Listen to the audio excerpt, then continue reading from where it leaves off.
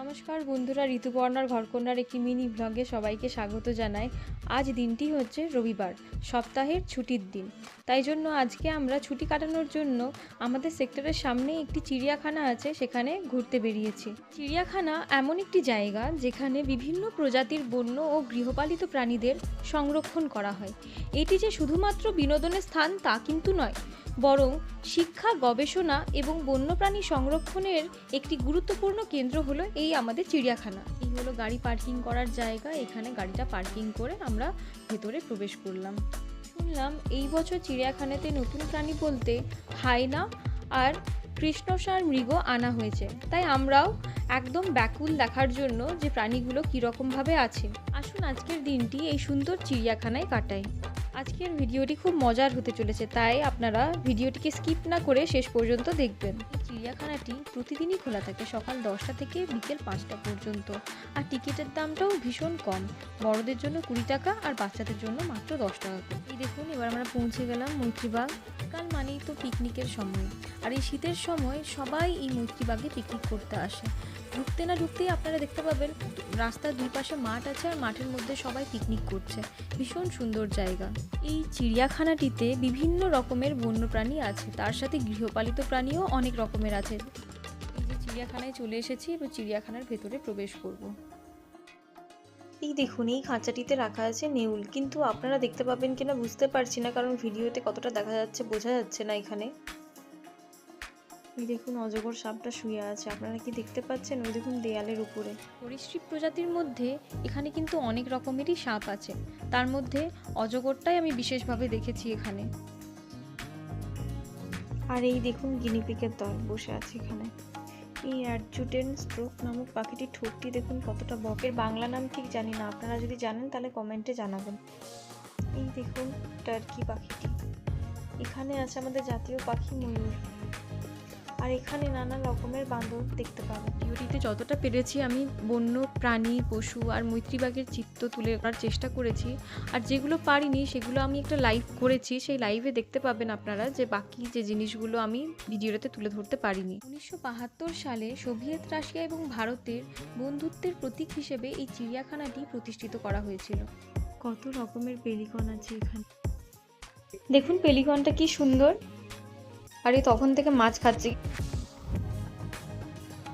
দেখুন কত রকমের হরিণ, আর এই হলো আজকের আকর্ষণ কৃষ্ণসার মৃগ। কি সুন্দরভাবে সবাই একসঙ্গে বসে আছে, মনে হচ্ছে গল্প করছে যেন একে অপরের সঙ্গে। কত হরিণ দেখুন এখানে, সবাই ঘাস খাচ্ছে, কি সুন্দর লাগছে দেখতে। আর দেখুন এখানে সাম্বার হরিণ রাখা আছে, তবে এই হরিণের ব্যাপারটা ঠিক বুঝলাম না। কিছু হরিণের মধ্যে দেখলাম যে শিং আছে, আবার কিছু সাম্বার হরিণের মধ্যে দেখলাম শিং নেই। আপনারা যদি এই বিষয়টি জানেন তাহলে কমেন্টে অবশ্যই জানাবেন। আর এই দেখুন সিংহীটা কি সুন্দর ঘুমোচ্ছে। চিড়িয়াখানায় এলে কত রকমের জীবজন্তুর সাথে পরিচয় হয়, সত্যি কি সুন্দর লাগে দেখতে। তার সাথে পশু সম্পর্কে অনেক কিছু জানাও যায়। আর এই হলো বনের রাজা সিংহ। এই দেখুন, এই হলো নীলগাই। নীলগাই আমি প্রথম এখানেই দেখি, খুব সুন্দর লেগেছে দেখতে আমার। রবিবারে দুপুরে লোকজনের মেলার সাথে সাথে আমরাও সহযোগ করেছি। আর দেখুন এখানে মগরমাছ আছে, যদিও দেখা পেলাম না এবার। এই যে হায়নাটিকে দেখছেন, এটা এবারে নতুন আনা হয়েছে এখানে। অনেকটা দূরে দূরে তো, তাই জন্য ভালো করে ভিডিও করতে পারা যাচ্ছিল না।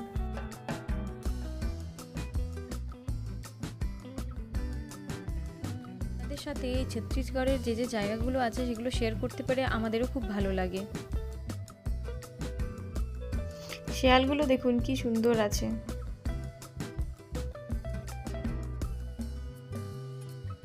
রয়্যাল বেঙ্গল টাইগার ঘুমোচ্ছে।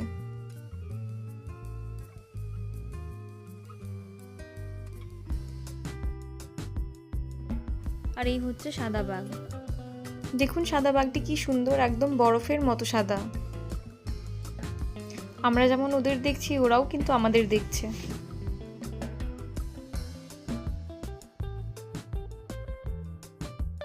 দেখুন কি সুন্দরভাবে এখানকার মানুষেরা জায়গাটিকে পরিষ্কার করছে। এই দেখুন লেপারটি কি সুন্দর বসে আছে। এই হলো ইমু পাখি, দেখুন কি সুন্দর ঘুরে বেড়াচ্ছে।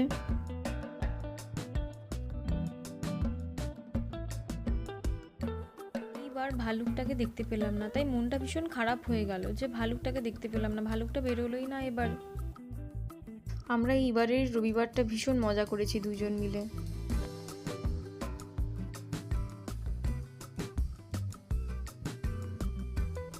আর এই পুরো জায়গা জুড়ে শুধু পাখি আছে, নানা ধরনের পাখি।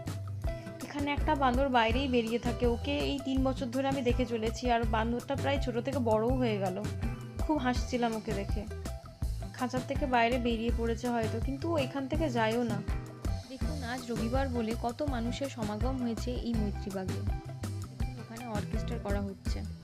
আর দেখুন এই ভিতরে খাবার জায়গা আছে, আপনারা চাইলে সব কিছু খেতে পারেন যা যা বিক্রি করা হচ্ছে এখানে, যেমন আইসক্রিম বলুন, কফি বলুন, ম্যাগি বলুন, নানা রকমের জিনিস এখানে বিক্রি করা হয়। একটা ফ্লাওয়ার শো হয় জানুয়ারির মাঝামাঝি সময়ে। এই সময় এই মাঠটি যেটা দেখছেন সেটা খুব সুন্দর করে ফুল দিয়ে সাজানো হয়, আর এই যে পাখি পশু এগুলো যে করা আছে এগুলো ফুল দিয়ে সাজানো হয়। এই বাগান বিলাসটি আমার প্রিয় ফুল। যতগুলো রং আছে বাগান বিলাসে তার মধ্যে এই সাদা রংটি আমার খুব প্রিয়। এই দেখুন এই সুন্দর জায়গাটিতে বোটিং করার জায়গা আছে, কি সুন্দর।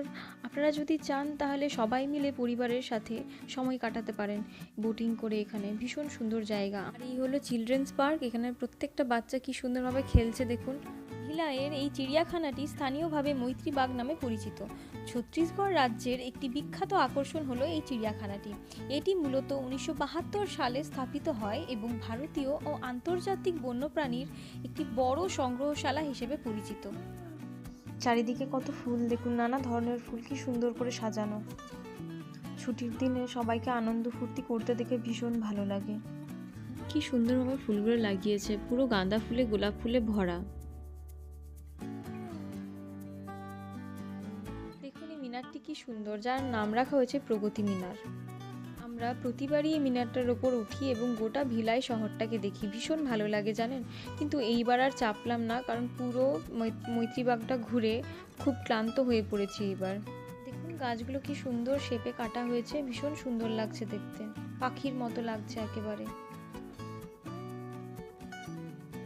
দেখুন আমরা দুইজন কি সুন্দর গল্প করতে করতে হাত ধরে ধরে যাচ্ছিলাম।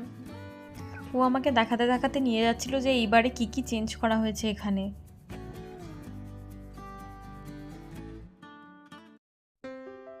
ব্যাস এবার ফটো সেশন টাইম হয়ে গেল আমাদের।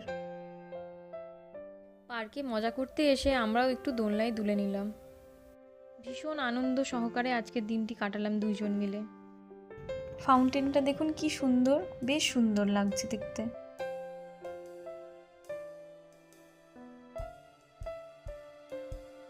আজকের এই দিনটি ভীষণ মজার সাথে কাটালাম আমরা দুইজন। আশা করছি আপনাদেরও ভিডিওটি দেখে খুব ভালো লেগেছে। তবে আগে বলা হয়নি, এখানে কিন্তু একটা টয় ট্রেনও চলে, ওটাও বেশ সুন্দর। ওই দিকটাতে আর যাওয়া হলো না, তাই আর ভিডিওতে নেওয়াও সম্ভব হয়ে উঠলো না। তবে পরের বার এলে নিশ্চয়ই দেখাবো। আপনারা কিন্তু কমেন্টে জানাবেন যে আপনাদের মৈত্রীবাগটা কেমন লাগলো। তবে সামনে থেকে ঘুরতে এলে বেশি সুন্দর লাগবে, ভিডিওতেও কেমন লেগেছে সেটা অবশ্যই জানাবেন। তাহলে আজকের ঘোরাঘুরিটি এখানেই শেষ করলাম।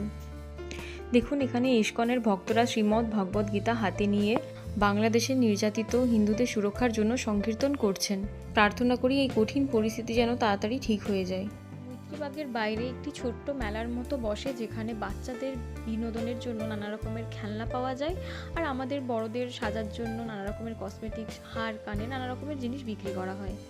দেখতেই পাচ্ছেন ঢোকার আগেই রয়েছে রাস্তার দুই পাশে ফুচকা, চাট, নানা রকমের খাবার জিনিসের দোকান। আবার আরেকটি নতুন ভিডিও নিয়ে আসবো খুব জলদি আপনাদের সামনে। আপনারা আমার পাশে থাকুন, চ্যানেলটিকে সাবস্ক্রাইব করুন এবং ভিডিওটি ভালো লাগলে লাইক এবং শেয়ারও করে দেবেন।